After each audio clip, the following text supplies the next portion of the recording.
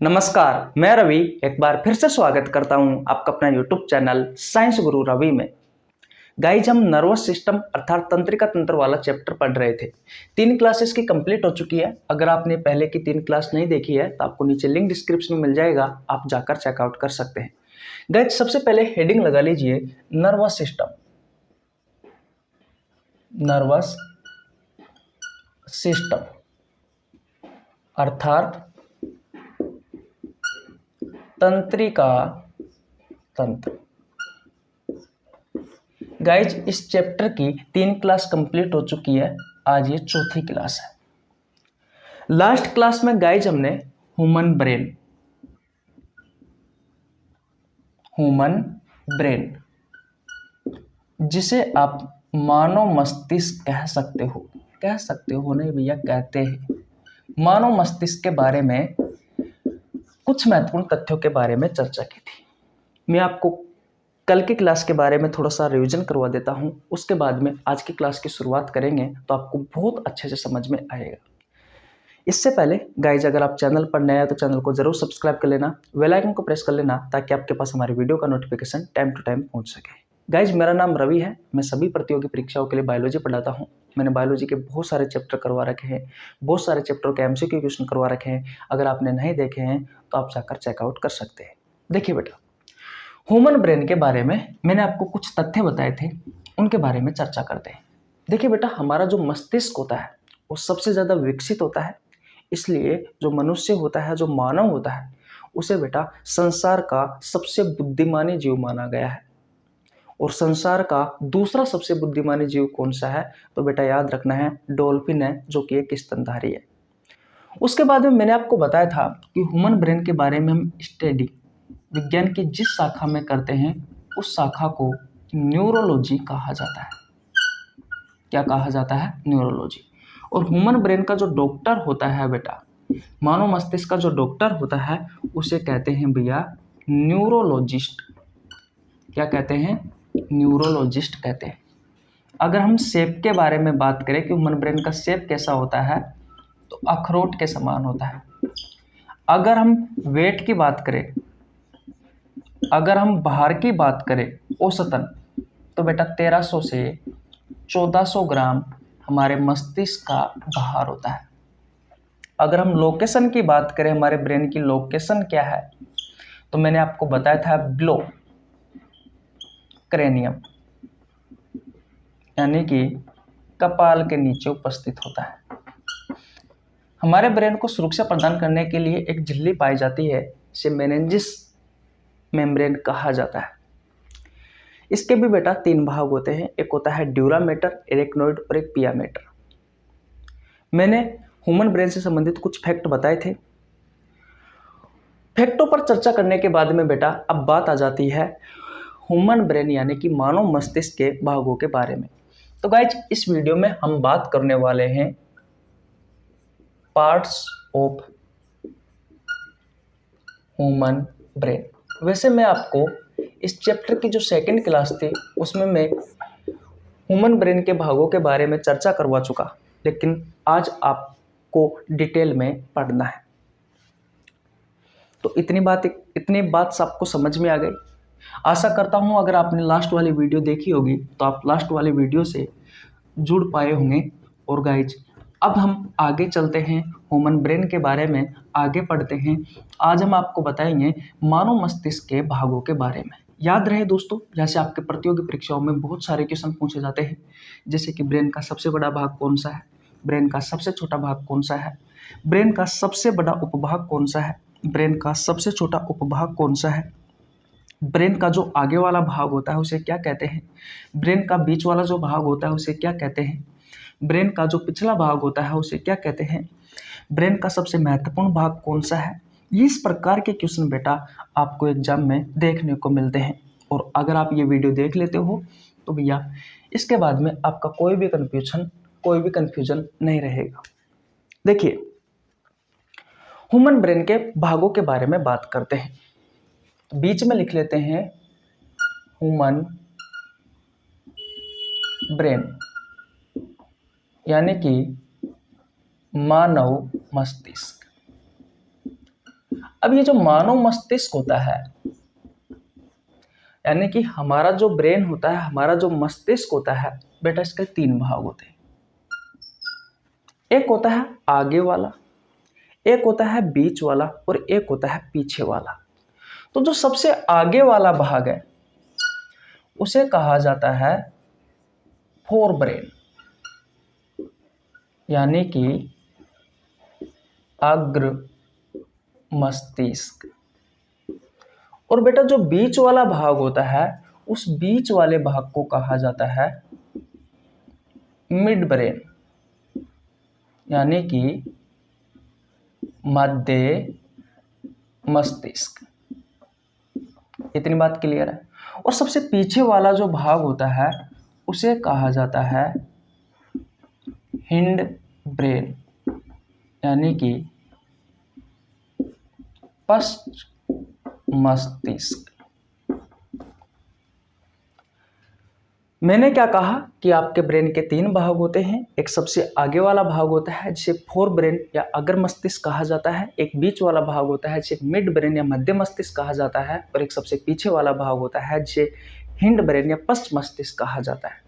अब यहाँ से आपके एग्जाम में 2 क्वेश्चन पूछे जाते हैं। पहला है कि ब्रेन का सबसे बड़ा भाग कौन सा है, कि ब्रेन का सबसे बड़ा भाग।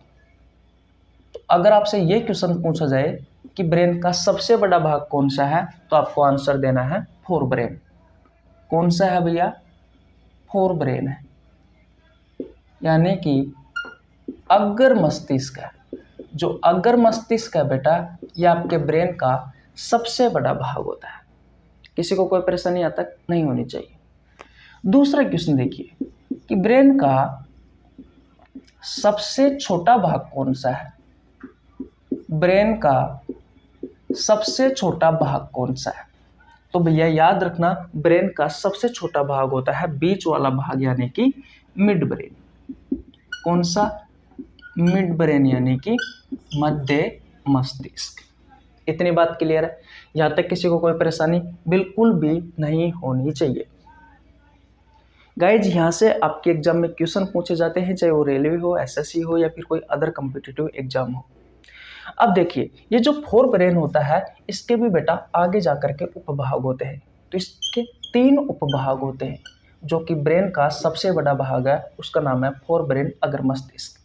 अभी 3 भाग कौन कौन से हैं? तो एक है थैलेमस, इसका हिंदी में भी सेम नाम है। दूसरा होता है हाइपोथैलेमस और तीसरा होता है सेरेब्रम। याद रखना गाइस, ये जो सेरेब्रम है ये बहुत इंपॉर्टेंट भाग होता है। इसे हिंदी में कहा जाता है सेरेब्रम को प्रमस्तिष्क। ये गाइज ब्रेन का सबसे बड़ा उपभाग है। ये ब्रेन का सबसे बड़ा उपभाग है।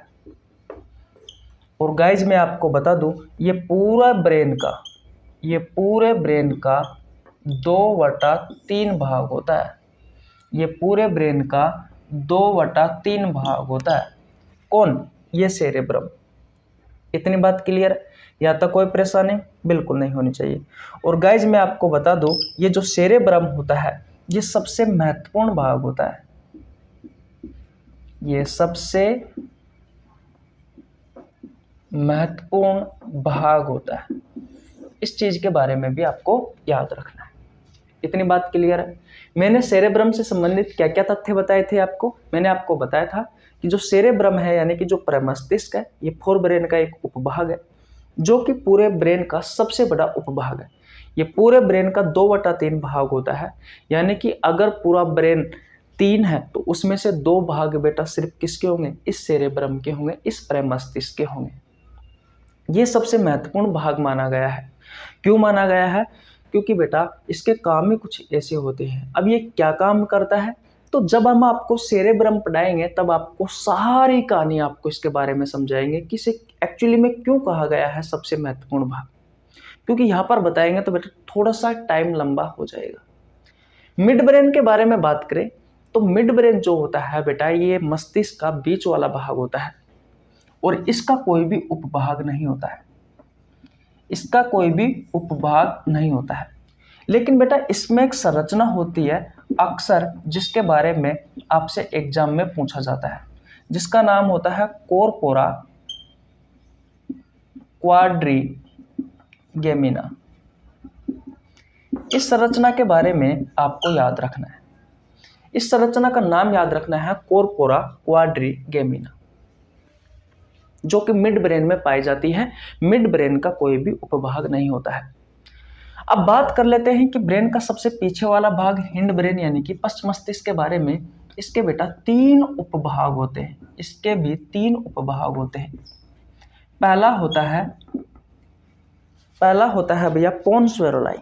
पहला कौन सा होता है? पहला होता है पोन्स वेरोलाई। दूसरा होता है मेडुला ओब्लोंगाटा और तीसरा होता है सेरेबेलम। दिख रहा है आपको? और ये जो सेरेबेलम होता है बेटा, इसे हिंदी में कहा जाता है अनुमस्तिष्क, और ये ब्रेन का सबसे छोटा भाग होता है। ये ब्रेन का सबसे छोटा भाग होता है। ये ब्रेन का सबसे छोटा भाग होता है। ये ब्रेन का सबसे छोटा भाग होता है, ये याद रखना। दिख रहा है आपको? नहीं दिख रहा है तो मैं थोड़ा ऊपर लिख देता हूं। ये जो अनुमस्तिष्क होता है, ये सबसे छोटा भाग होता है। इतनी बात क्लियर है? कोई परेशानी आज तक? गाइज, ये जो सेरेबेलम होता है, इस सेरेबेलम को छोटा दिमाग भी कहा जाता है। नाना पाटेकर वाली मूवी देखी है आपने? वो बोलता है कि भैया यहाँ मत मार, यहाँ छोटा दिमाग होता है, यहाँ मारने से इंसान की मृत्यु हो जाती है। जी हाँ, बिल्कुल। अगर यहाँ पर ज़्यादा गहरी चोट आ जाती है बेटा, तो इंसान को हार्ट अटैक आ जाता है, उसके कारण उसकी मृत्यु हो जाती है। ऐसा क्यों होता है? ऐसा जब हम आपको सेरेबेलम के बारे में डिटेल में पढ़ाएंगे तब आपको और अच्छे से बताएंगे। गाइस, जिसे ट्री ऑफ लाइफ, जीवन का पेड़ भी कहा जाता है। ये चीजें आपको याद रखनी है। अब देखिए, मैं आपका एक बार फिर रिवीजन करवा देता हूं। अब कल के वीडियो में हम आपको हिंड ब्रेन के बारे में पढ़ाएंगे, तो कल आपका हिंड ब्रेन कंप्लीट हो जाएगा। फिर परसों के दिन आपका मिड ब्रेन कंप्लीट हो जाएगा, और एक दिन में बेटा मैं आपको फोर ब्रेन के बारे में पढ़ा दूंगा। हो सकता है कल मैं आपको मिड ब्रेन के साथ साथ में थैलेमस और हाइपोथैलेमस भी करवा दूं। फिर एक वीडियो में मैं आपको सेरेब्रम के बारे में पढ़ा दूं, क्योंकि सेरेब्रम बेटा बहुत लंबा हो जाता है। सेरेब्रम और स्पाइनल कॉर्ड के बारे में पढ़ा दूंगा। फिर लास्ट एंड फाइनल आपकी एक क्लास रहेगी जिसमें मैं आपको न्यूरॉन की संरचना के बारे में पढ़ा दूंगा। उसके बाद में आपका चैप्टर समाप्त हो जाएगा। यानी कि आज तक इस वाले चैप्टर की 4 क्लास हो गई है, और कम से कम अब तक तो बेटा 4 क्लास और लगने वाली है इस चैप्टर में। लेकिन मैं गारंटी के साथ वादा करता हूं कि अगर आप ये पूरा चैप्टर पढ़ लेते हो तो फिर भैया कोई सी भी एग्जाम दे लेना, कोई सी भी एग्जाम दे लेना, आपका एक क्वेश्चन भी नहीं छूटेगा। स्क्रीनशॉट ले लीजिए सबसे पहले, और वीडियो को लाइक कर दीजिए, और चैनल पर नया तो भैया चैनल को जरूर सब्सक्राइब कर लेना। देखिए, हम हमारे मस्तिष्क के बारे में पढ़ रहे थे। हम मस्तिष्क के भागों के बारे में इस वीडियो में चर्चा कर रहे हैं। मस्तिष्क के 3 भाग होते हैं, एक आगे वाला, एक बीच वाला और एक पीछे वाला। सबसे आगे वाला जो भाग होता है उसे फोर ब्रेन या अग्र मस्तिष्क कहा जाता है। बीच वाले भाग को मिड ब्रेन या मध्य मस्तिष्क कहा जाता है, और सबसे पीछे वाला जो भाग होता है उसे हिंड ब्रेन या बेटा पश्च मस्तिष्क कहा जाता है। जो आपका फोर ब्रेन है, यानी कि जो आगे वाला भाग है आपके ब्रेन का बेटा, ये ब्रेन का सबसे बड़ा भाग होता है, जिसे आप फोर ब्रेन या अग्र मस्तिष्क कहते हो। मैंने यहाँ पे लिख भी रखा है कि आपके एग्जाम में कुछ इस तरीके से आपसे एग्जाम में क्वेश्चन पूछे जाएंगे कि ब्रेन का सबसे बड़ा भाग कौन सा है, तो फोर ब्रेन है, जिसे आप अग्र मस्तिष्क कहते हो हिंदी में। दूसरा जो बीच वाला भाग है बेटा, ये ब्रेन का सबसे छोटा भाग होता है, जिसे आप मिड ब्रेन या मध्य मस्तिष्क कहते हो। मैंने यहाँ पर लिख भी रखा है। और आगे बात करते हैं, तो आपका जो फोर ब्रेन होता है, यानी कि जो अग्र मस्तिष्क होता है, इसके 3 उपभाग होते हैं। एक होता है थैलेमस, एक हाइपोथैलेमस और एक सेरेब्रम, से प्रमस्तिष्क कहते हैं। गाइस, ये प्रमस्तिष्क से बहुत सारे क्वेश्चन पूछे जाते हैं, क्योंकि प्रमस्तिष्क जो होता है ये आपके ब्रेन का सबसे बड़ा उपभाग होता है। अगर आपका पूरा ब्रेन 3 है तो उसमें से 2 भाग तो भैया ये प्रमस्तिष्क है, इसलिए सबसे बड़ा उपभाग हो जाएगा ये, और ये सबसे महत्वपूर्ण भाग भी है। अब क्यों है तो आगे जब आपको सेरेब्रम के बारे में, प्रमस्तिष्क के बारे में डिटेल में पढ़ाएंगे तब आपको बहुत अच्छे से समझ में आ जाएगा। इतनी बात क्लियर है? कोई परेशानी आता है? बिल्कुल नहीं होनी चाहिए। मिड ब्रेन का कोई भी उपभाग नहीं होता है, लेकिन इसमें मैं आपको एक संरचना के बारे में पढ़ाऊंगा जिसे कहा जाता है कॉर्पोरा क्वाड्रिगेमिना। इसका महत्वपूर्ण योगदान होता है और इसके बारे में अक्सर आपसे आपके प्रतियोगी परीक्षाओं में भी पूछा जाता है कि अक्सर आपको ब्रेन के किस भाग में कॉर्पोरा क्वाड्रिगेमिना संरचना मिलती है, तो आपको बताना है मिड ब्रेन में। इसका काम क्या होता है तो इसके काम के बारे में मैं आपको डिटेल में बताऊंगा। उसके बाद में आ जाता है पिछला दिमाग, जिसे आप हिंड ब्रेन या पश्च मस्तिष्क कहते हो। इसके भी 3 भाग होते हैं, एक होता है पोन्स वेरोलाइन, एक होता है मेडुला ओब्लांगेटा और एक होता है सेरेबेलम।